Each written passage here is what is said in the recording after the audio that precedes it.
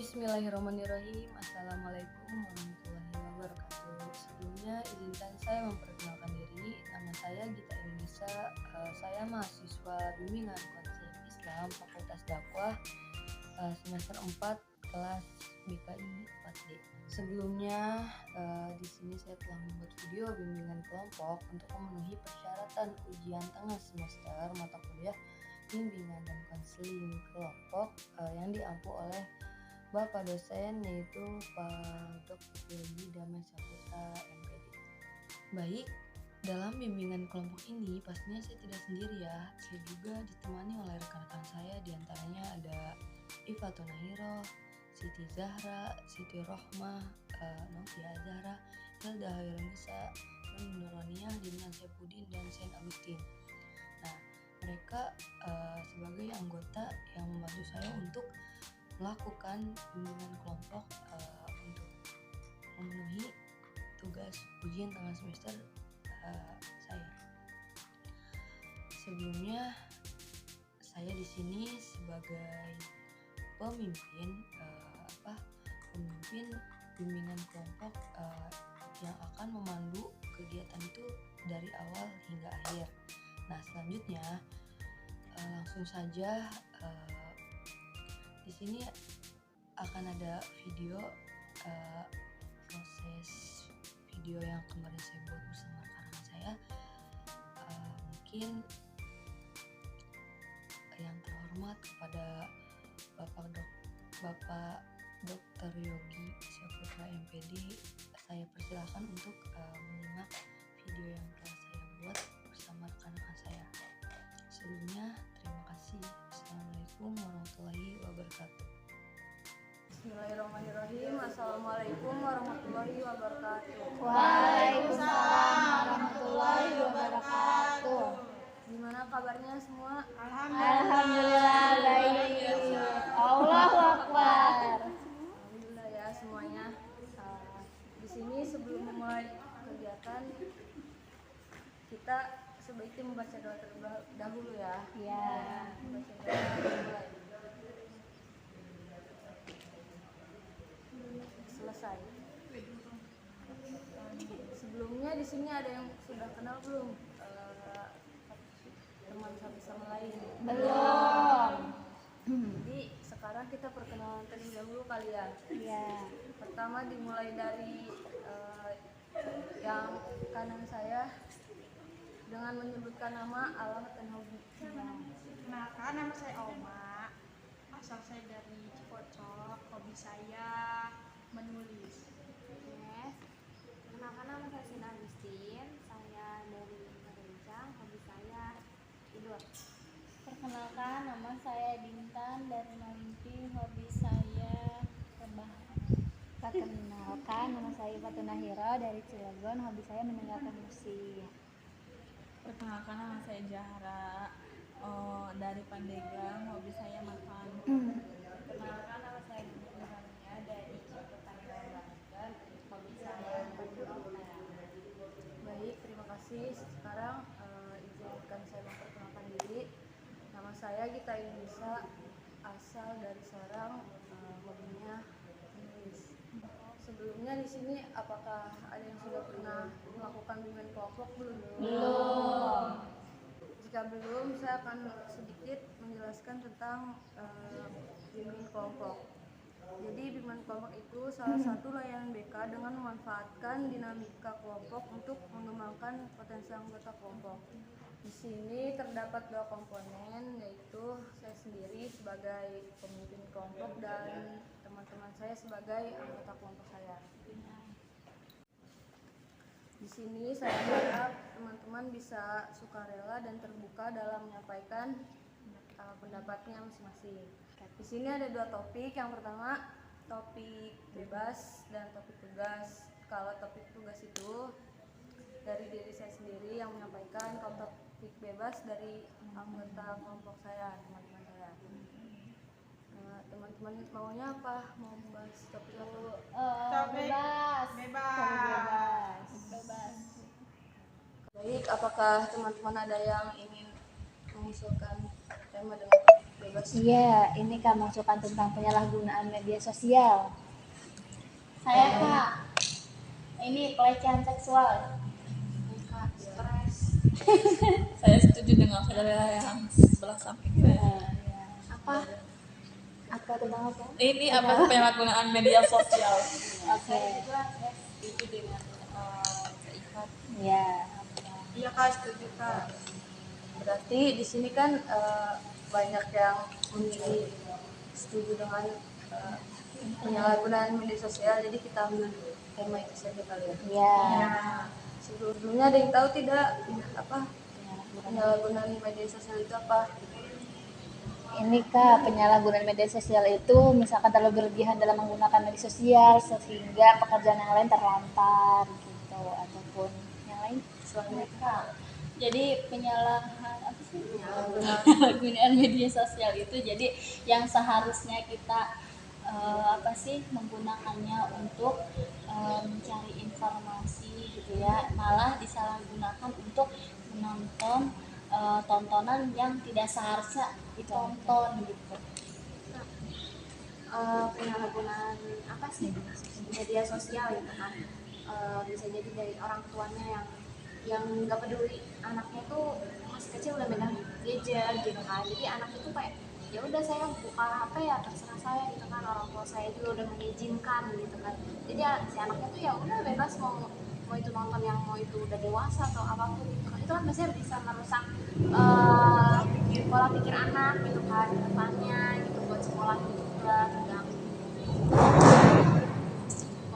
sebenarnya Menjadikan media sosial sebagai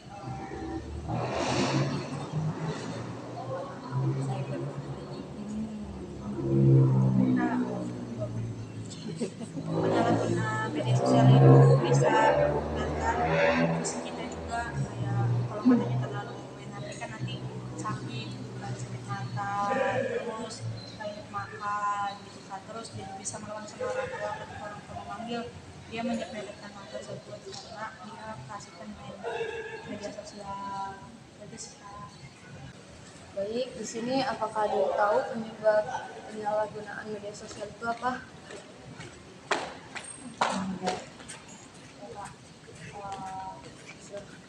ini penyebab penyalahgunaan media sosial dalam kayak berlebihan itu karena dia ada sesuatu yang menarik gitu dalam kayak dia main TikTok gitu, ada sesuatu yang bikin dia itu terus buat mainin TikTok terus gitu, dia kecanduan. Selanjutnya penyebabnya itu karena dibebaskan berkembang kalau orang tidak membatasi pasti dia pun tidak akan menggunakan media sosial ataupun jadi salah itu karena dibebaskan dari orang tuanya Kak. Kalau orang tuanya meminimalisir maka anak pun tidak akan keterusan gitu media sosial. Ini jika penyebabnya mungkin ada banyak waktu luang, waktu kosong gitu, karena seseorang itu kalau misalnya punya waktu luang itu kan ada yang bisa manfaatkan dengan baik, ada yang enggak gitu. Mungkin berhubung dia tuh udah sering main HP, main gadget itu kan, gara-gara waktu luang itu jadi dia tuh terlena gitu, melihat itu sih menggunakan ya media sosial itu apa ya, nambah mana-mana gitu ya, pokoknya gitulah, terlena gitu tuh, udah waktu kosong. Gitu, terus ya dia asik main gadget terus mana-mana deh gitu, kecanduan waktu kosong. Iya. terima kasih ya. Jadi di sini media sosial itu emang tidak baik buat kita kalau terlalu berlebihan menggunakannya. Selanjutnya di sini juga ada positif dan negatif dari media sosial. Positifnya itu apa sih? Kira-kira hal positif itu kita dapat lebih cepat mendapatkan informasi dari media sosial ini, kemudian update dengan info-info yang kayak ada info apa nih sekarang gitu. Terus kalau misalkan mempermudah juga mempermudah kita kalau misalkan komunikasi gitu kan juga pakai media sosial, jadi itu manfaatnya sih.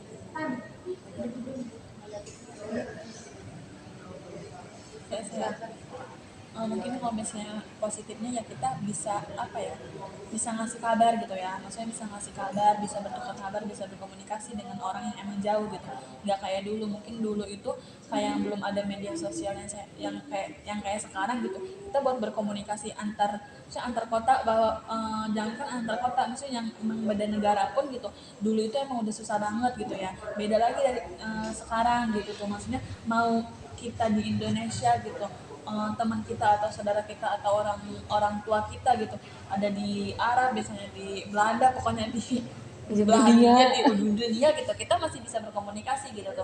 Ya sih media sosial itu positifnya. Ada lagi? Ya udah sih Kak, kayak itu positif. Iya, kalau hal yang positif. Baik, bagaimana sih menurut kalian pencegahan mengenai agar tidak terjadi penyalahgunaan media sosial itu? Ya, silakan. Pencegahan itu dengan cara melakukan hal-hal yang positif gitu. Jadi kayak jangan terlalu sering gitu, handphone itu kayak dibatasin gitu untuk yang ketik-ketik aja, mencari informasi gitu.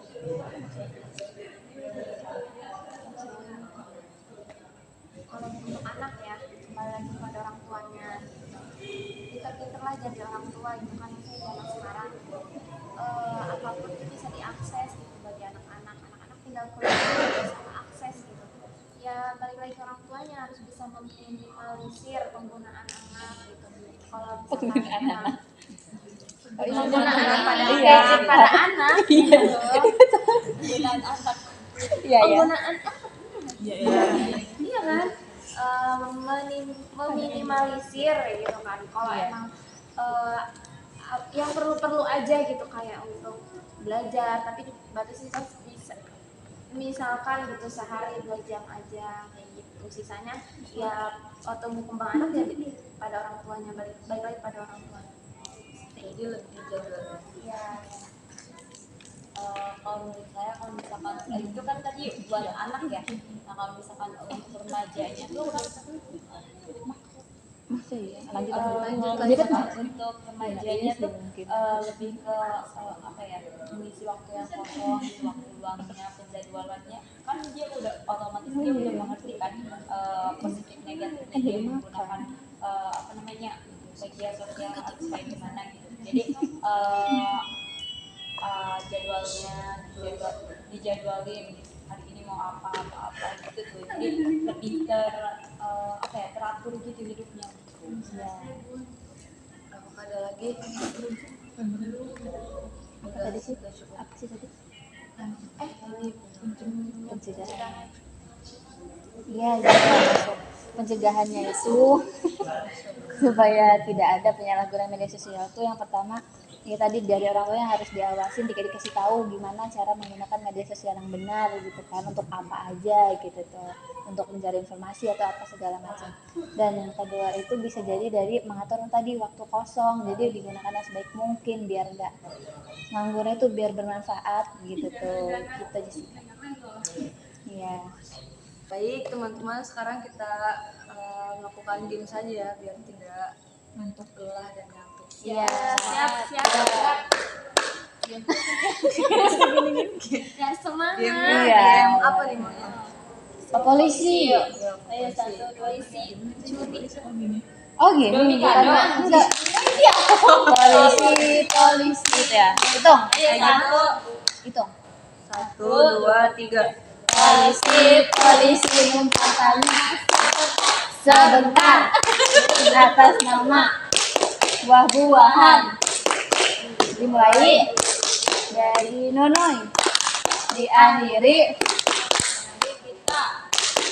misalnya Bentar misalnya bukan di sini terakhir misalnya mangga jeruk sayur.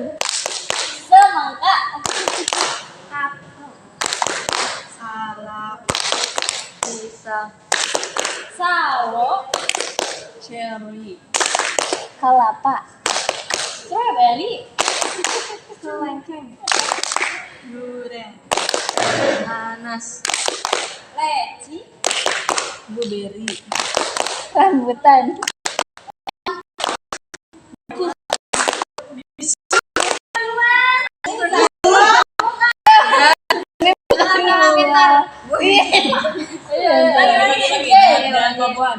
Negara. Kota ngerjain, gak bisa ini. Gak apa-apa. Negara.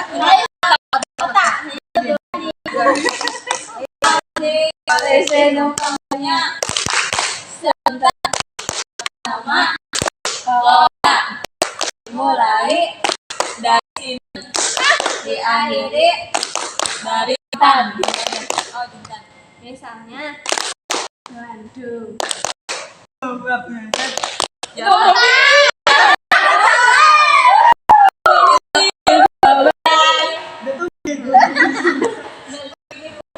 Ya lanjut. Siapa tahu kan itu. Lanjut aja. Tuh, Jangan bawa Jogja. Jawa Barat. Lanjut. apa? Jakarta.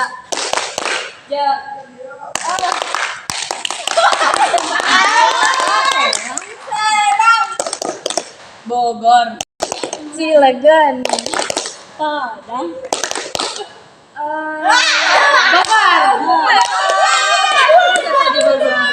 Iya. Iya Bogor. Tangerang. Ayo Bogor. Wah, pimpinan nih. Serang. Ganti susah. Yang lain ganti. Udah, Pak. Apa ya? Apa ya? Ini organ tubuh aja. Organ tubuh. Sayuran deh. Enggak. Enggak organ tubuh. Ayo satu. Jangan gitu Gam. Ayo. Polisi numpang Panas sebentar. atas nama Organ tubuh dimulai dari jarak diakhiri dari ipat. Mata. Hidung. Telinga. Gusi. Alis. Gigi. bibir. Kaki. Mata. Lanjut. Kepala. Rambut. Pundak.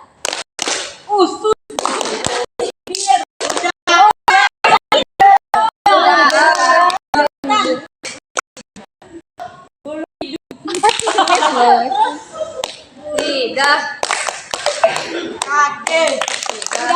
Udah lanjut. Udah. Mata. Dagu. Jari. Leher. Udah gak ada lagi cuy. Keten.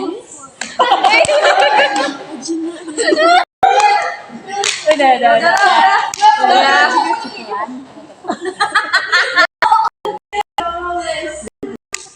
Belanja. Kita harus menggunakan media sosial dengan Yuk. Baik, sudah ya kita melakukan game. Sekarang sudah ada di tahap kesimpulan. Jadi kesimpulannya kita harus menggunakan media sosial dengan baik dan dengan baik agar tidak terlalu berlebihan menggunakan media sosial. Sebelumnya mau ada lanjutan untuk bimbingan konseling apa tidak? tidak. Udah cukup. Baik, jika cukup sebaiknya kita cukupkan sampai di sini saja. Kita tutup acara kelompok ini dengan membaca Alhamdulillah. Alhamdulillah. Sudah ya. Assalamualaikum warahmatullahi Baik, mungkin kurang lebih seperti itu ya video yang saya buat bersama rekan-rekan saya, proses bimbingan kelompok yang saya laksanakan pada kemarin. Di sini juga saya akan sedikit memberikan kesimpulan dan saran ya untuk tema yang saya ambil kemarin, yaitu penyalahgunaan media sosial. Jadi kesimpulannya itu, media sosial atau disebut dengan jejaring sosial menyita perhatian masyarakat Indonesia, khususnya para remaja ya. Media sosial juga dinilai bisa menjadi wadah bagi karya, opini atau tanggapan, bahkan media mengekspresikan keadaan yang terjadi pada saat ini ya. Namun di sini perilaku remaja masih sering bertentangan dengan undang-undang tersebut. Buktinya media sosial digunakan oleh remaja untuk menyebarkan gosip atau fitnah, atau pencemaran nama baik, dan membuli orang dan lain sebagainya. Di sini juga ada perilaku agresi verbal ya, yaitu suatu perilaku yang dilakukan oleh remaja di media sosial dengan cara menuliskan wacana atau opini yang diunggah di media sosial, seperti melukai seseorang, menghina seseorang, membuli seseorang, menyebarkan gosip, menyebarkan fitnah dan sebagainya. Sedangkan konsep diri adalah cara pandang secara menyeluruh tentang dirinya yang meliputi kemampuan yang dimilikinya atau perasaan yang dialaminya, kondisi fisik dirinya maupun lingkungan terdekatnya. Dan di sini juga ada pengambilan data untuk mengungkapkan dua variabel menggunakan skala konsep diri dan agresi verbal yang disusun menggunakan pendekatan teoritik ya. Dan di sini juga kita sedikit mengetahui gitu tuh hubungan antara konsep diri dengan agresi verbal pada remaja pengguna media sosial. Nah, dari hasil pengetahuan dan analisis konsep diri dan agresi verbal pada remaja pengguna sosial itu adanya hubungan negatif kan, menunjukkan bahwa semakin tinggi konsep diri maka semakin rendah agresi verbal tersebut. Begitu pula sebaliknya, semakin rendah konsep diri maka semakin tinggi agresi verbalnya gitu. Dan remaja juga memiliki konsep diri yang rendah, tentunya mereka memiliki ketidakpuasan terhadap dirinya sendiri, sehingga hal itu akan mempengaruhi cara pandang dirinya terhadap hal-hal yang mereka lihat atau mereka baca di media sosial tersebut, karena ketidakpuasan dirinya akan menyebabkan remaja melampiaskan di media sosial dengan memberikan respon-respon negatif terhadapnya gitu. Baik, di sini juga ada saran ya. Yang pertama tuh saran untuk remaja sendiri. Nah, bagi remaja itu, jadi kita harus mengembangkan konsep diri yang positif untuk bisa mengurangi kecenderungan melakukan agresi verbal di media sosial dengan cara menjaga hubungan baik dengan lingkungan sekitar dan menerima keadaan dirinya dengan baik. Dan yang kedua juga ada saran untuk orang tua ya. Nah, bagi orang tua di sini, jadi orang tua itu harus bisa mengembangkan konsep diri anak melalui keterbukaan dan menjaga komunikasi sehingga mampu membangun konsep diri untuk tidak melakukan agresi verbal di media sosial gitu. Ya intinya lebih orang tua lebih merhatikan anaknya dalam bermain atau dalam menggunakan media sosial tersebut. Di sini yang ketiga ada saran untuk tenaga pendidik ya. Nah, sarannya itu bagi tenaga pendidik diharapkan untuk bisa memahami perilaku yang dapat memicu agresi verbal dan mencegah murid-muridnya untuk tidak melakukan agresi verbal di media sosial gitu. Baik, mungkin hanya itu yang bisa saya paparkan terkait tentang kesimpulan dan saran ya. Di di sini juga kan kita juga masih sama-sama belajar gitu ya. Jadi harap dimaklum apabila ada kata-kata saya yang kurang ataupun yang belum bisa kalian pahami atau gimana. Mungkin hanya itu yang dapat saya sampaikan. Kurang lebihnya mohon maaf. Semoga apa-apa yang saya sampaikan bisa bermanfaat buat kita semua ya. Baik, terima kasih kepada Bapak dosen yang telah menyimak video saya dari awal hingga akhir ini. Terima kasih juga kepada teman-teman saya atau rekan-rekan saya yang sudah membantu saya untuk menyelesaikan tugas video bimbingan kelompok ini untuk memenuhi ujian tengah semester saya pada semester ini. Baik, kurang lebihnya mohon maaf. Wabillahi taufiq wal hidayah. Wassalamualaikum warahmatullahi wabarakatuh.